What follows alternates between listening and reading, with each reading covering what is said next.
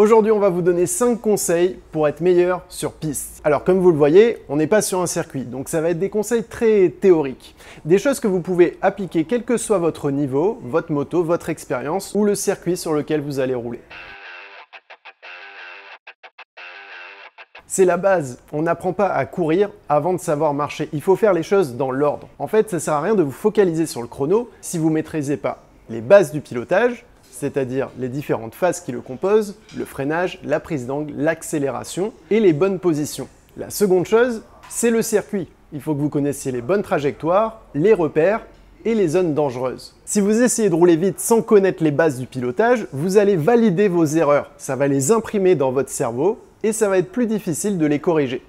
Si vous roulez vite sans connaître le circuit, vous allez certainement chuter sans trop savoir pourquoi. Ça va donc entamer votre confiance et ça va ralentir votre progression. Alors si vous débutez la piste, demandez conseil à des professionnels et faites des stages. Si vous êtes un peu plus expérimenté, demandez-vous toujours si vous maîtrisez bien ces deux éléments. Est-ce que vous êtes sûr d'avoir exactement la bonne position dans toutes les phases de pilotage? Est-ce que vous êtes sûr d'avoir les trajectoires parfaites? Si la réponse à une de ces deux questions est non, il vaut mieux ralentir, perdre un peu de temps et travailler ses défauts. Vous allez rouler moins vite pendant un moment, mais vous allez pouvoir rouler beaucoup plus vite plus tard.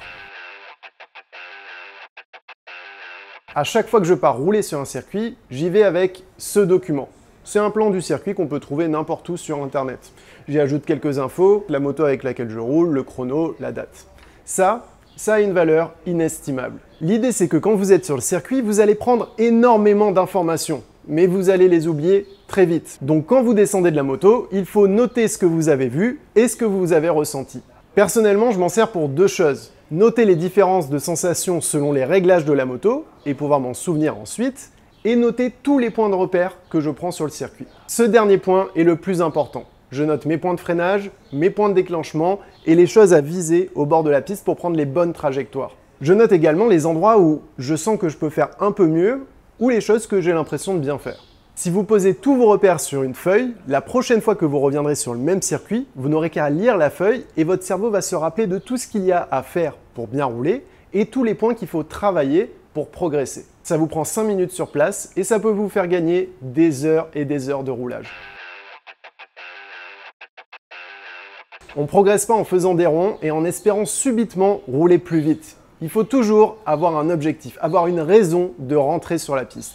Un objectif global qui va rythmer votre journée. Ça peut être un chrono, poser le genou, poser le coude. Il faut que ce soit concret, quantifiable. Par exemple, rouler mieux ou mettre plus d'angle, ce ne sont pas des objectifs valables. Mais surtout, il doit être réalisable. Le but de ces objectifs, c'est de les atteindre. Il faut que ça vous motive, mais surtout que ça vous récompense. C'est pour vous prouver que vous pouvez le faire. Par exemple, si vous roulez pour la première fois sur piste, ne vous fixez pas comme objectif de poser le genou. C'est trop compliqué, surtout si vous n'avez jamais essayé de le faire. Vous allez avoir trop de choses à apprendre sur cette journée. Fixez-vous plutôt comme objectif d'avoir les bonnes trajectoires à la fin de la journée. Ou simplement d'être capable de refaire le circuit dans votre tête à la mi-journée. Si vous êtes déjà plus expérimenté, c'est très bien de se fixer un objectif de chrono. Par exemple, si vous roulez en 1:30 à Alès, vous pouvez vous fixer comme objectif de rouler en 1:29, à deux conditions. Déjà, d'être sûr d'avoir réalisé ce chrono il n'y a pas trop longtemps. Si vous avez fait ça il y a plus d'un an et que vous n'avez plus roulé depuis, rerouler en 1:32, 1:31, c'est déjà très bien. Ensuite, il faut que les conditions soient les mêmes. C'est-à-dire que si depuis votre moto elle a les pneus morts, vous n'allez jamais y arriver. Mais surtout, il faut que vous ayez validé les éléments du premier point, à savoir les bases du pilotage et la connaissance du circuit. Ensuite, il faut des objectifs secondaires, par session. À chaque fois que vous allez rentrer sur la piste, il faut que vous ayez quelque chose à travailler. La première session, ça va être de vous remémorer le circuit, de vous remettre en jambes. Ensuite, vous pouvez vous fixer un objectif de chrono ou de choses spécifiques, techniques à travailler. Sortir un peu plus le haut du corps, travailler un point de freinage, travailler un virage en particulier. L'important, c'est de ne travailler qu'une chose par session. Et tant que cette chose-là n'est pas validée, vous ne passez pas à la suivante. Rouler sur piste, ça coûte cher. Entre le droit de piste, les pneus, le déplacement, vous pouvez très vite arriver à des journées à 500 €. Ensuite, ça prend beaucoup de temps. Il faut se déplacer, il faut préparer ses affaires en amont, il faut les nettoyer après. Et surtout, une journée piste, c'est risqué. Alors assurez-vous que vous mettez toutes les chances de votre côté quand vous allez rouler. D'abord votre moto, il faut qu'elle soit révisée, propre, avec des pneus et des freins en bon état. Sinon, vous allez prendre des risques inutiles. Mais il faut aussi que vous soyez prêt. Si vous arrivez sur le circuit en ayant mal dormi, mal hydraté et en ayant mangé un paquet de Haribo au petit-déj, vous étonnez pas de ne pas progresser. Bien sûr, il faut que la journée piste reste un plaisir, donc vous n'avez pas besoin d'une hygiène de moine tibétain. Mais éviter les excès avant et pendant la journée ne la rendra que meilleure et efficace. On voit souvent des gens qui arrêtent les sessions 5 minutes avant la fin ou qui font pas les dernières sessions de la journée. C'est dommage. Car comme on l'a vu, ça demande pas mal d'investissement d'être présent sur une journée piste. Donc il faut profiter de chaque instant qui s'offre à nous pour progresser. Surtout que les dernières sessions de la journée sont bien souvent celles où il y a moins de trafic, donc les plus propices à la progression. C'est là que vous pouvez rouler dans les meilleures conditions.